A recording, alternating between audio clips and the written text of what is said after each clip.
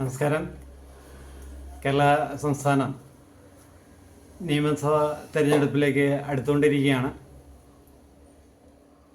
സംസ്ഥാനത്തിൻ്റെ ശോഭനമായ ഭാവി സംസ്ഥാന തിരഞ്ഞെടുപ്പ് അടുത്ത അവസ്ഥയിലെന്നതാണ് ഇന്നത്തെ വിഷയം. അതുമായി ബന്ധപ്പെട്ട് കേരള പബ്ലിക് സർവീസ് കമ്മീഷൻ്റെ പ്രായപരിധി വർധനവാണ് എന്ന വിഷയത്തെപ്പറ്റി ആധാരമാക്കിയതാണ്.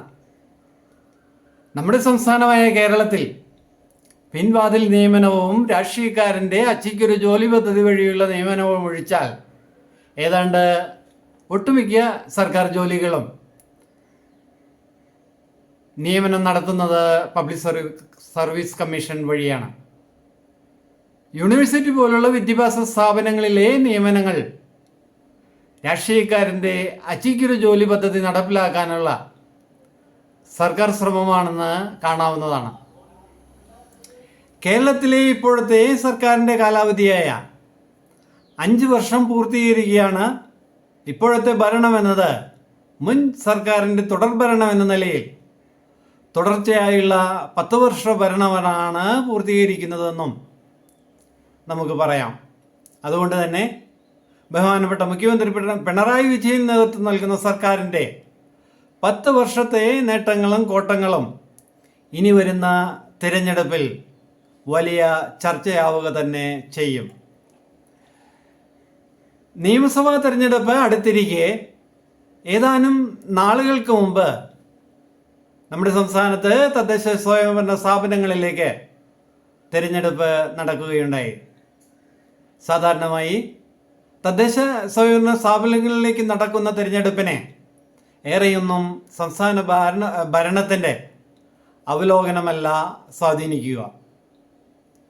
മറ്റു പല സംസ്ഥാനങ്ങളിലെ തദ്ദേശ സ്വയംഭരണ സ്ഥാപനങ്ങളിലെ തിരഞ്ഞെടുപ്പുകൾക്ക് വിരുദ്ധമായി പക്ഷേ കേരളത്തിൽ പാർട്ടി ചിഹ്നത്തിൽ തന്നെയാണ് തദ്ദേശ സ്വയംഭരണ സ്ഥാപനങ്ങളിൽ തിരഞ്ഞെടുപ്പ് നടക്കുന്നത്.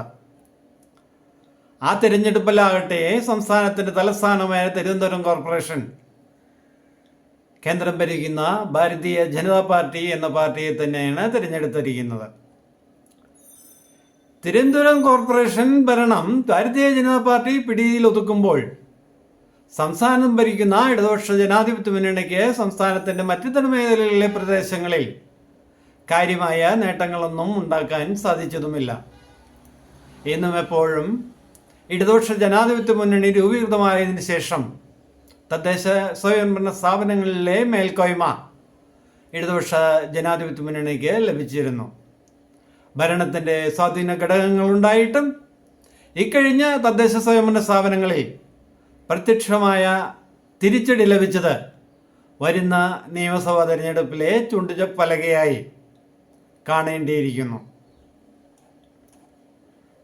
രാജ്യത്തിൻ്റെ വിവിധ ഭാഗങ്ങളുമായി പരിശോധിക്കുമ്പോൾ കേരളത്തിൽ മാത്രമാണ് ഏതെങ്കിലും വ്യക്തമായ സ്വാധീനം ഇടതുപക്ഷ ജനാധിപത്യ മുന്നണിക്ക് ലഭിച്ചിരിക്കുന്നത് എന്ന് കാണാവുന്നതാണ്.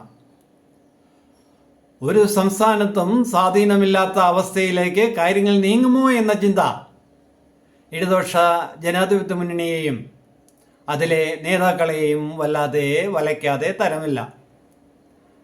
കേരളത്തിലെ ഇടതുപക്ഷ ജനാധിപത്യ മുന്നണി ഏത് വിധേനയും തങ്ങളുടെ സ്വാധീനം വരുന്ന കേരള സംസ്ഥാന നിയമസഭാ തെരഞ്ഞെടുപ്പിൽ പ്രകടമാക്കുവാൻ കിണഞ്ഞ് പരിശ്രമിക്കുകയാണ്. അതുകൊണ്ട് തന്നെ ഇപ്പോഴത്തെ തകർന്ന സാമ്പത്തിക സംസ്ഥാനത്തിൻ്റെ അവസ്ഥയിൽ ഇടതുപക്ഷ ജനാധിപത്യ മുന്നണിക്ക് എന്തൊക്കെ ജനങ്ങൾക്ക് മുമ്പിൽ ആനുകൂല്യങ്ങൾ അവതരിപ്പിക്കാൻ കഴിയുമോ അതെല്ലാം തന്നെ അവതരിപ്പിക്കാനുള്ള ശ്രമത്തിലാണ്.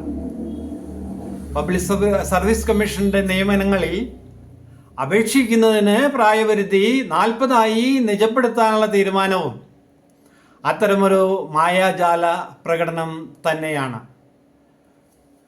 സർക്കാർ ജീവനക്കാരൻ്റെ കാര്യക്ഷമതയാർന്ന പ്രകടനം സമൂഹത്തിന് ലഭ്യമാകണമെങ്കിൽ അപേക്ഷ പ്രായപരിധി കുറച്ചു കൊണ്ടുവന്ന് 24 26 ആക്കി നിജപ്പെടുത്തേണ്ടതുണ്ട്. അത്തരമൊരവസ്ഥയിലാണ് മൂത്ത് നരച്ച പ്രായക്കാരെ എൻട്രി കേഡറിൽ നിയമിച്ച് സർക്കാർ സ്ഥാപനങ്ങളുടെ പ്രവർത്തന മികവ് തകർക്കുന്ന വിധം പബ്ലിക് സർവീസ് കമ്മീഷന്റെ അപേക്ഷ പ്രായപരിധി വർദ്ധിപ്പിക്കുന്നത്. ഇപ്പോൾ നിലവിലിരിക്കുന്ന ആശ്രിത നിയമനങ്ങളും കാര്യക്ഷമത നോക്കാതെയുള്ള പ്രൊമോഷൻ രീതികളും താഴ്ന്ന പോസ്റ്റുകളിൽ നിന്നും ഉയർന്ന പോസ്റ്റുകളിലേക്ക് നീക്കിവച്ചിരിക്കുന്ന നിയമനങ്ങളും ജാതി നോക്കിയുള്ള നിയമനങ്ങളും സംസ്ഥാനത്തെ സർക്കാർ ഓഫീസുകളുടെ മികവിനെ വല്ലാതെ സ്വാധീനിച്ചിട്ടുണ്ട്. കമ്പ്യൂട്ടറും ട്രാക്ടറും ഒക്കെ ഉപയോഗിക്കാൻ കഴിയാനാവാത്ത വിധം കോലാഹലങ്ങളുടെ പരമ്പര തന്നെ സൃഷ്ടിച്ചത് പബ്ലിക് സർവീസ് കമ്മീഷൻ വഴിയുള്ള നിയമനങ്ങൾക്ക് അപേക്ഷിക്കാനുള്ള കാലാവധി നീട്ടുന്നതും അത്തരമൊരു പിന്തിരിപ്പൻ തീരുമാനം തന്നെയാണ്. തിരഞ്ഞെടുപ്പ് അടുത്ത നാളുകളിൽ സംസ്ഥാനത്തിൻ്റെ വളർച്ചാ മുരടിപ്പിന് കാരണമാകുന്ന ഈ പ്രായപരിധി വർദ്ധിപ്പിക്കൽ സംസ്ഥാനത്തിൻ്റെ ശോഭനമായ ഭാവിയെ കരുതി പിൻവലിക്കാനുള്ള ആർജവം ഏതൊരു സർക്കാരും കാണിക്കേണ്ടതുണ്ട് എന്ന് ഓർമ്മിപ്പിച്ചുകൊണ്ട് ഇന്നത്തെ വാക്കുകൾ അവസാനിപ്പിക്കുകയാണ്. നന്ദി,